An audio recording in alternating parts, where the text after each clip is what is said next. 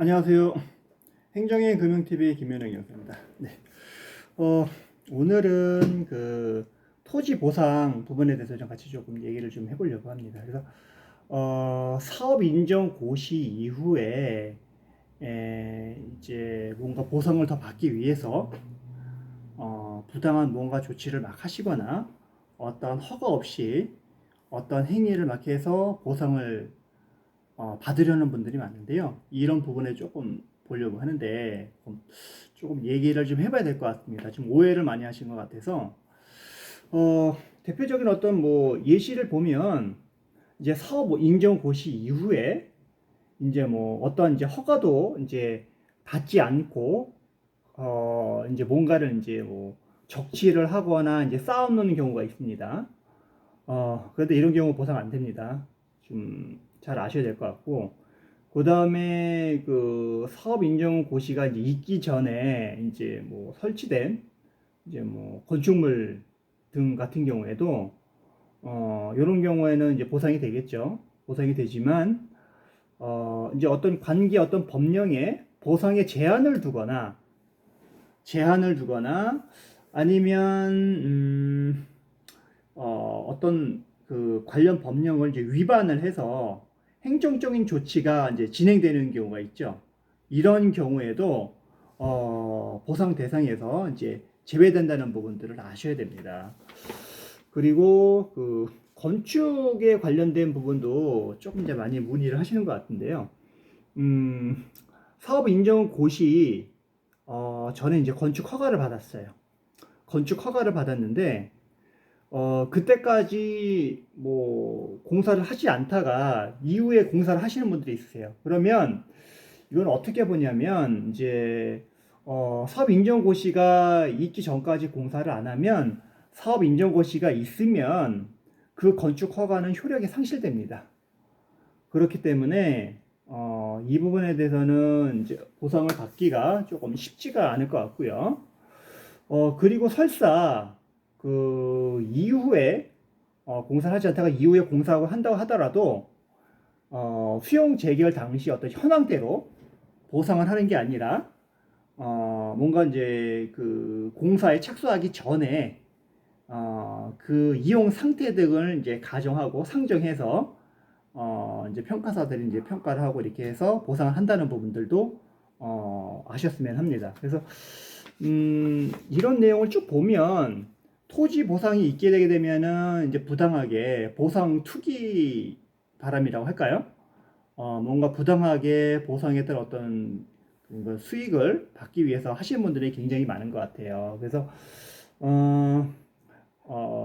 이제 뭐 여러 가지 이제 고시 공고가 나잖아요. 고시 공고가 나게 되면 뭐 예를 들면은 뭐 사업 지구 내에 뭐 벌통이라든가 아니면은 염소 등 뭐 가축이라든가 이런 걸 반입을 하거나 뭐 나무를 식재한다든가 이런 식으로 투기적인 보상을 노리는 어떤 불법 행위가 성행하는 것 같습니다.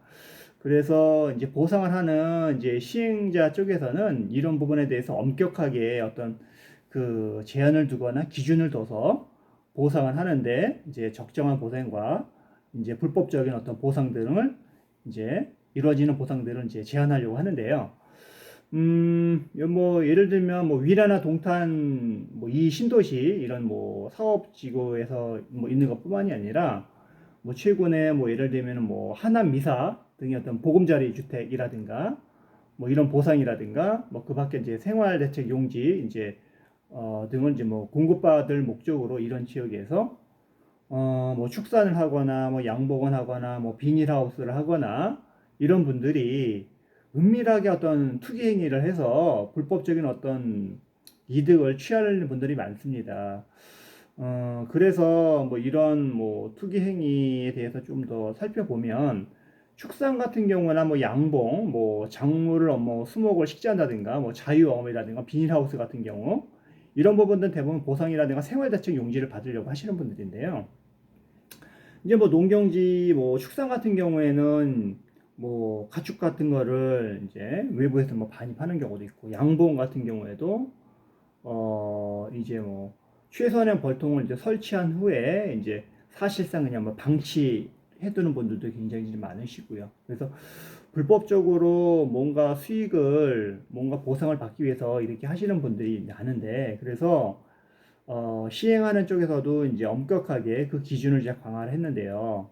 그래서 이제 거주자 요건을 이제 명확히 해서 해당 지역에 이제 거주하는 요건을 이제 명확하게 이제 명시를 해서 보상을 하는 경우도 있으시고, 근데 축산 같은 경우에도 뭐 시설 기준 같은 것도 뭐 요건을 좀 강화해서 시설 기준 같은 것도 뭐 이제 강화해서 뭐 예를 들면 뭐 축산업 등록을 뭐 하지 않거나 축산업은 이제 등록을 축산업 등록에 이제 등록을 하지 않고 어떤 시설 기준을 뭐 하시는 분들이라든가, 또 아니면은 이제 영업 등 어떤 개시 시점 이후에 기준 이후에 이제 있는 어떤 영업하시는 분들은 영업에서 이제 뭐 배제를 한다든가 이런 조치들을 많이 하시는 것 같습니다. 그래서 뭐 그 사업자 등록 신청을 갖고 언제 사업을 했는지 이런 부분을 좀 많이 이제 확인을 해서 제대로 된 어떤 보상을 하기 위한 것들을 좀 많이 하시는 것 같습니다. 그래서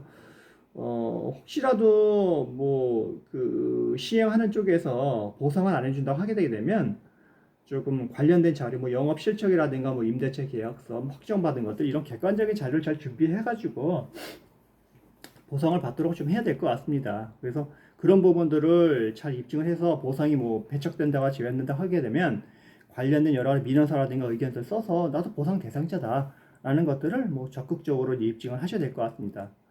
뭐 억울하게 하신 분들은 그렇게 해서 뭐 권리를 찾으셔야 되겠죠. 다만 뭔가 제가 아까 말씀드린 것처럼 부당하게 뭔가 수익을 얻으려 한 분들은 그런 부분들은 아마 제가 봐도 아까 말씀드린 것처럼 객관적인 자료를 준비하는 것들이 좀 쉽지는 않을 것 같습니다. 대부분 그런 분들 오셔도 저도 사실상 뭔가 이제 상담을 해드리고 뭔가 준비를 자료를 해달라고 하면은 그분들도 뭐 대부분 자료 준비를 잘 못 해오시거나 그 준비한 자료 자체도 뭔가 입증자로서 어떤 가치가 없는 것들이 대부분인 것 같습니다. 그래서 오늘은 보상에 관련된 걸 얘기를 했고요. 앞으로도 보상에 관한 내용들은 주기적으로 계속해서 좋은 정보를 제공해 드리도록 하겠습니다. 오늘 여기까지 하겠습니다. 감사합니다.